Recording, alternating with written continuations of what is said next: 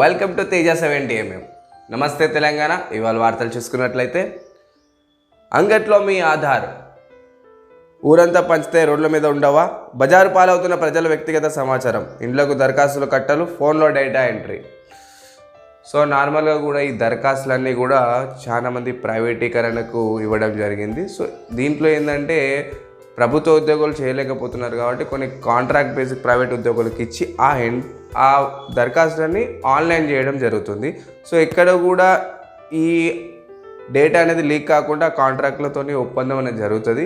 కాబట్టి మీ ఆధార్ వివరాలు కానీ ఇలాంటి వివరాలు కూడా బయటికి వెళ్ళవని చెప్తున్నారు. అదేవిధంగా సైబర్ నేరగాళ్ళు ఇల్లు పెన్షన్ ఇస్తే మంచిదే కదా, ఇల్లు లేని వాళ్ళు కావాలని అప్లికేషన్ పెట్టుకున్నా, పెన్షన్ కావాలని అనుకున్నా కూడా అభయస్థం కింద దరఖాస్తులు చేసుకున్నారు. సైబర్ నేరగాళ్ళు అభయస్థం దరఖాస్తులందరికీ ఫోన్ చేసి ఇల్లు కట్టిస్తామని అంటున్నారు. ఇబ్బంది ఏం లేదు, పెన్షన్ ఇస్తామన్నారు చెప్తున్నారు. అలా ఇస్తే మంచిదే కదా. బట్టి విక్రమార్క గారు సైబర్ నేరగాళ్ళకు కూడా మనం మంచి చేద్దాము అని ఒక మంచి మాట అన్నారు. దానికి కేటీఆర్ గారు రియాక్షన్ ఏం చెప్పారంటే, బట్టి మాటలు వింటే ఉన్న పైసలు పోతాయి. డిప్యూటీ సీఎం బట్టి మాటలు విని పొరపాటున్న సైబర్ నేరగాళ్లకు మీ సమాచారం ఇవ్వకండి. ఓటీపీ ఇతర బ్యాంకుల వివరాలు సైబర్ నేరగాళ్లకు షేర్ చేయకండి. బట్టి మాటలు విని అనవసరంగా డబ్బులు పోగొట్టుకోవద్దు. ప్రజల సున్నితమైన డేటా సైబర్ నేరగాళ్లకు చేతులకు ప్రభుత్వం జాగ్రత్తలు తీసుకోవాలి.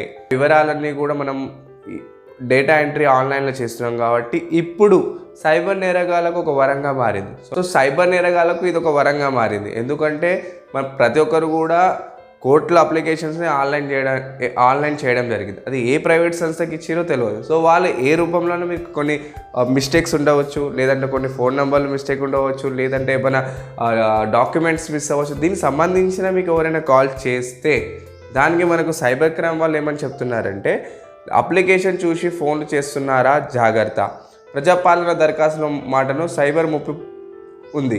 దరఖాస్తుల ఆధారంగా సైబర్ నేరగాళ్ళు ఫోన్ చేస్తున్నారా, వారికి ఎట్టి పరిస్థితుల్లో ఓటీపీ చెప్పద్దు. సో నార్మల్గా కూడా మీకు అప్లికేషన్ ఇచ్చారు కాబట్టి అప్లికేషన్ సంబంధించింది మీకు కాల్ చేసి మీరు ఒక వివరాలు సరి చేసుకోండి, మీ అప్లికేషన్ మీద మీ ఎంతమంది ఉన్నారో సరి చేసుకోండి.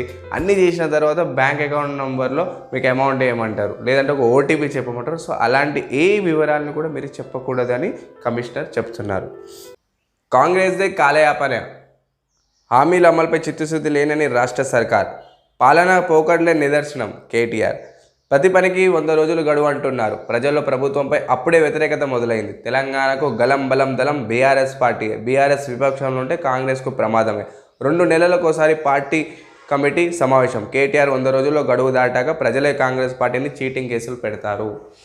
సో కేటీఆర్ గారు ఏమంటున్నారంటే, రేవంత్ రెడ్డి కాంగ్రెస్ ప్రభుత్వంపై 100 రోజులు దాటినా కూడా ఇలాంటి పథకాలు ప్రజల వరకు అందలేదు.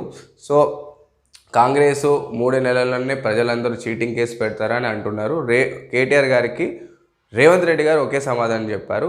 3 నెలలు కాదు, 6 నెలలైనా ప్రజలకు ఖచ్చితంగా వాళ్ళకు మేము ఇచ్చిన హామీలను నెరవేరుస్తాము. అదేవిధంగా బీఆర్ఎస్ పార్టీ చేసిన అవినీతిని కూడా బయట పెడతామన్నారు. ఇంకా కేటీఆర్ గారికి ఏంటంటే ఎప్పుడెప్పుడు ముఖ్యమంత్రి పదవి ఎక్కుదామని ఆయన రెడీగా ఉన్నారు. సో రేవంత్ రెడ్డి ఉన్నంత రోజులు అది జరగదు. ఒకవేళ కేటీఆర్ గారు అంత తొందరే ఉంటే ఖచ్చితంగా కూడా రేవంత్ రెడ్డి ఎప్పుడో జైల్లో వేసేటోరు. కానీ ఎలక్షన్స్ ఉండడం వల్ల ఒకవేళ ఆయన జైలుకు వెళ్ళుంటే మళ్ళీ ఏమవుతారంటే ఆయన ఖచ్చితంగా ఈసారి మళ్ళీ కేటీఆర్ పాదయాత్ర చేయాల్సిందే. పాదయాత్ర చేస్తేనే ముఖ్యమంత్రి అవుతాం.